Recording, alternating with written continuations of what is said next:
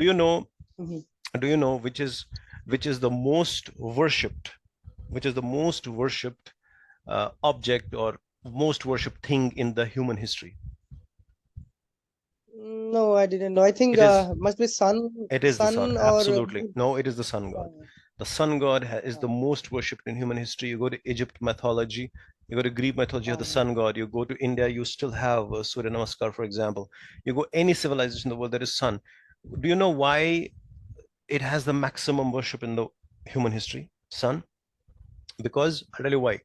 Because yeah, why the majority of the people in the human history, not majority of the people, why the deity, for example, why the entity that was worshipped, most worshipped, is sun. Do you know the reason? The reason for that is, the worship is actually, we're not able to understand what this worship means. Actually, we think that, we're just helpless in front of somebody. For example, that's a human understanding. And okay, we're just pleading. Then I'm asking, why did you create me, for example? So this comes from actually the other, for example, religions like Christianity and others. The right understanding of this, for example, is if you see the sun in the human history, the worship started, people started worshiping sun.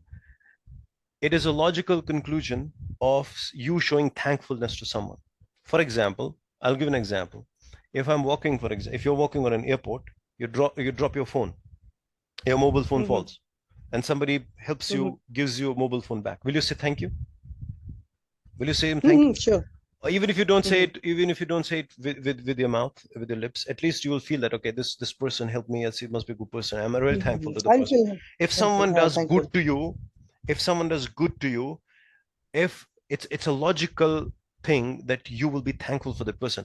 And in animals you see that if you make a dog drink water, a thirsty dog or a cat or a horse or a cow, you see that they Mhm, will be showing, they cannot speak, but maybe a dog is wagging his tail, or maybe if you see their eyes of that mhm, animal, they are actually showing thankfulness to you. And maybe, if it recently happened that the dog, he saved many sheep from the wolf attack. It was all over social media. It's a Turkish dog, Turkish breed. And mhm, you see that sheep came and he showed the thankfulness. He just bowed his head down and showed the thankfulness to the dog. That's one of the most strongest dog in the world. That dog. So that dog saved life of a sheep, right? Life of a sheep from mhm, wolf attack, and sheep showed, it bowed his head down, showed the thankfulness. This thing of thankfulness within the human beings, because we human beings are a combination of an animal instinct and an abstract, a physical thing and an abstract thing, for a spiritual thing, for example, a combination of that.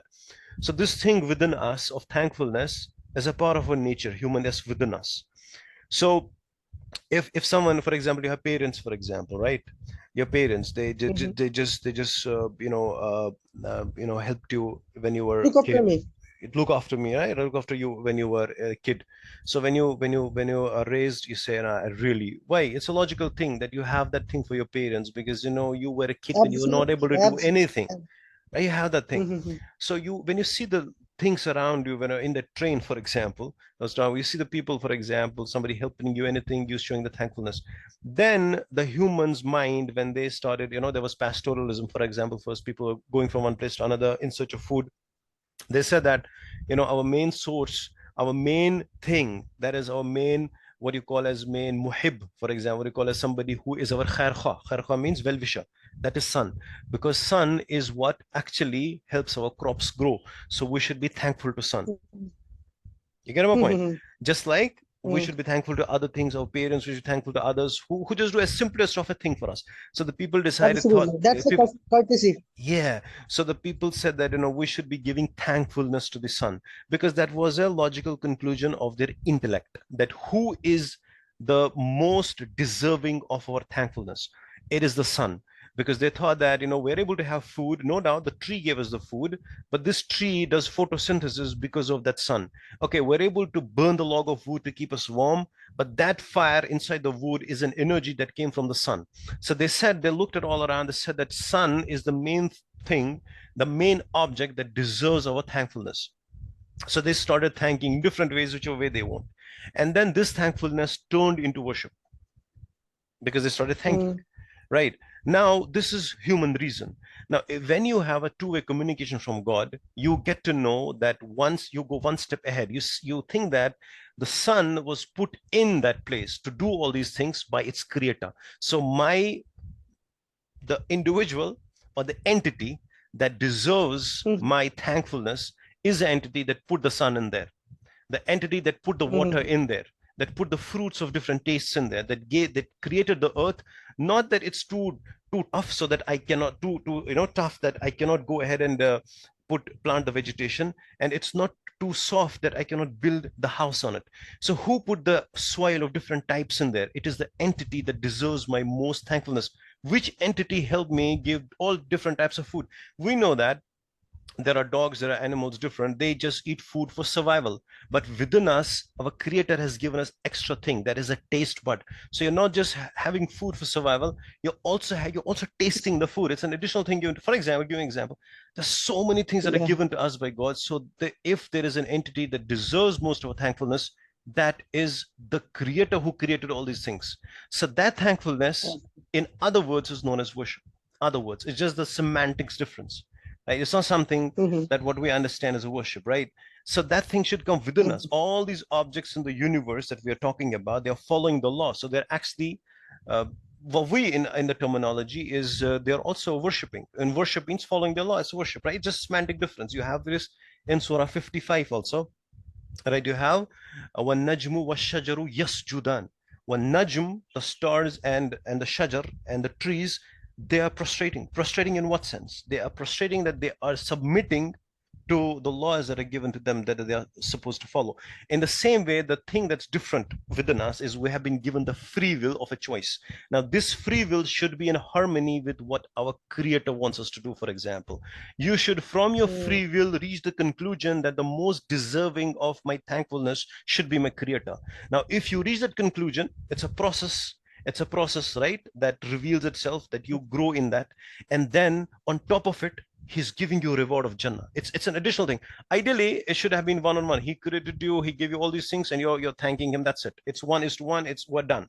We don't need any Jannah, for But example. You get my we're point? not What I'm saying? thanking him on Yeah, purpose. hold on, He wants I'll us to thank no, him. no, no. He wants us to thank him. He Forget, would, burn No, us don't you whole. want just like when you drop the cell phone? Does that person give you the cell Yeah, phone yeah. just because he wants you to thank him? No, No? it doesn't, right? So that Yeah. person, even if you don't That's thank him, beautiful. hold on, even if you do That's not thank beautiful. him, will it make any difference to that person? He's still going to help someone else to pick up his books. I got your point. Yeah, You yeah, yeah. praising God or you thanking God or you don't doing anything is not going to impact him. It will impact you. It will show Mhm. you whether you're a logical person or an illogical person. Somebody is helping you with something, somebody is giving you all sorts of things. And for I'm not talking about Mm. you, we as humans, and we're just being arrogant. Why should I go ahead and show thankful? Why does he want? He doesn't want. It's Allah says that. Allah says that in the Quran, that it's just for your own self. It's for your own self. You are actually showing, are you a human? Are you really human, or Mm-hmm. are you worse than animals? Even animals thank their well-wisher, right? So you're not even an Mm. animal. I'm not talking about you, I'm talking about humans. So those humans, Mm. those do not understand, right, who is the actual entity, who is our well-wisher, who has given us everything that we have, for example, and is the most deserving of a thankfulness, right? And if he takes our life away, it's he deserves. If he Mm-hmm. goes and gives us anything, he deserves. He's given us, he's the one who gave us. That's the reason why we say that if you get any time opportunity, read Surah 31 from the Quran. It talks about a logical person known as Luqman al-Islam.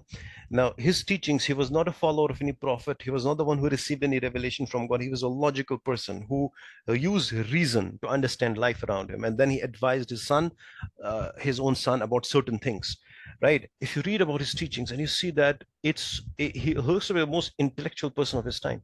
He used certain conclusions from his mind. Inshallah, I'm trying to go ahead and start the course, inshallah, that will be free course of 4 or 5 lessons based on introduction to the Quran.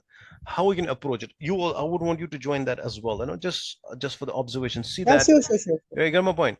Just to understand, so I'm working on it right now, so that, because see, we are so much disconnected from the reality. The things that are around us, this life and everything, these things are imposed on us. For example, you say that, okay, my job is to become a billionaire, for example. What after that? We're all going to die. Example, I'm giving example, all going to die. What are you going to do with a billion? Or after 100 years, would that 1 billion rupees matter, for example? Give you an example. I'm not saying don't make billion. I'm saying the idea should be to create something that is eternal, for example, living for the eternity, living for something. See, there have been people who have denied existence of God. There are people who deny, okay, I don't believe the Quran is from Allah. I don't believe that these all religions nonsense. There's everything in the mm, universe where people, one person or the other has objected on. But there's one thing in this universe, in the human history, that nobody has raised any objection, and that is death. Death is something that nobody has said that is not going to happen. Everyone knows. Then why do we die? Why were we born? What is the meaning of yeah, all? What's happening? death is certain. You get my point? Death is certain. Mm. So that's the point. So what is the idea? What's the purpose of all this then? I was born in this year. I'll be dead in this year. So what is all this exercise going on? If I be the best criminal in the world, I'll still get away with it. What's the thing? The idea here is that if this thing does not have, even if I have won billions and billions, you see, Shane Warne, he achieved so much in cricket. Now, what was it all about? Then there are billionaires who die, Rothschilds, the billionaires, right? For example, trillionaires, zillionaires. Yeah. They even do not know they own the countries, they own the islands. Yeah, they So what? enjoyed their life whatsoever. Yeah. So what after that? Then nothing. What's the meaning? They enjoy life. That's it. What after that? Right? If Yeah. someone, okay, Yeah, I'll yeah, tell you. yes. There is. You Uh, compare this with someone who didn't enjoy his life, who was ill all his life. 50 years a yeah, person yeah, like spent, myself, like people like myself, right? For like example, like there being are some, doomed and absolutely, there are two people. If you compare, one has spent 50 years on the bed suffering in disease, and there is another, his luxurious life. After 50 years, both the same. Both don't exist.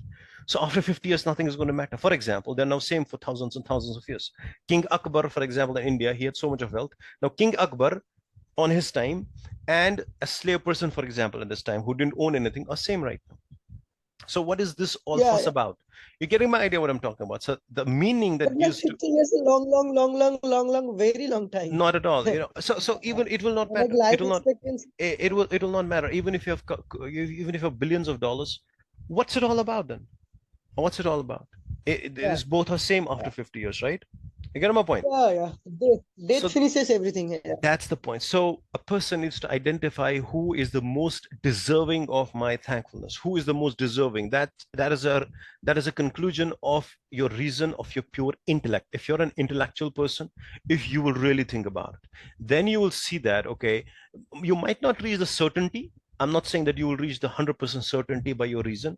Nobody can. There will always be skepticism, okay, this and that. But the thing is, you Mm, need to follow the path if this is the right thing. And then you get certainty only when there is a second way communication. When I said that there is a light in the room, only then you'll be able to see clearly, right? So that light is mm, given there by the revelation. Got my point? And this revelation of the Quran is the communication from the God to tell us, okay, what is already within you. It's not telling us do this, do that, do this, do that.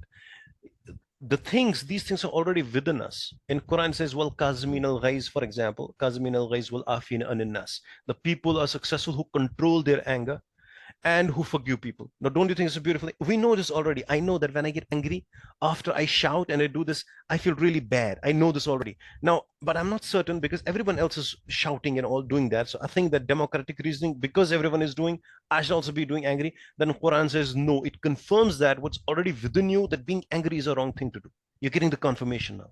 You get my point? you know mhm, you know that, for example, it's within us. That telling lies is a wrong thing. That helping others should be the issue. That I should be patient, for example.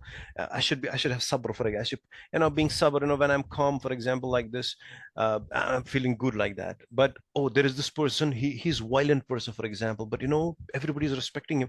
Am I wrong thing? Quran comes and tells you, وَتَوَاصَوْا بِالْحَقِّ وَتَوَاصَوْا بِالصَّبْرِ, for example, or tells you things like as-sabirun, for example, show the patience, or many, for example, teachings like this. So what it does is it just gives you the confirmation about the things that you already know, right?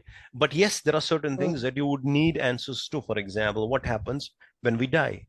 What happens when we die? After that, what happens to everything? What happens to the work I did? If I'm doing something good, if I'm being honest throughout my life, everybody is going and scolding me. I'm not saying I should be rewarded. It should be there within us, right? We know that. We know it, right? There is life after death. When we die, we will be raised again. It's scientifically proven, right? It's proven today. How is it proven? Do you agree, brother Samim? Samim is your name. Do you agree Mm. that after we all die, we know that you said that death is certain. Everyone knows. Do you agree with me that after death we'll be all raised again? No, no, no. I don't agree with it. Don't agree. All right. So I'll tell you something. I woke up today at 8 o'clock in the morning. 8 o'clock. Mhm, mhm, 8 a.m. mhm. What was I doing at 7:59 a.m.? They're sleeping. I was sleeping.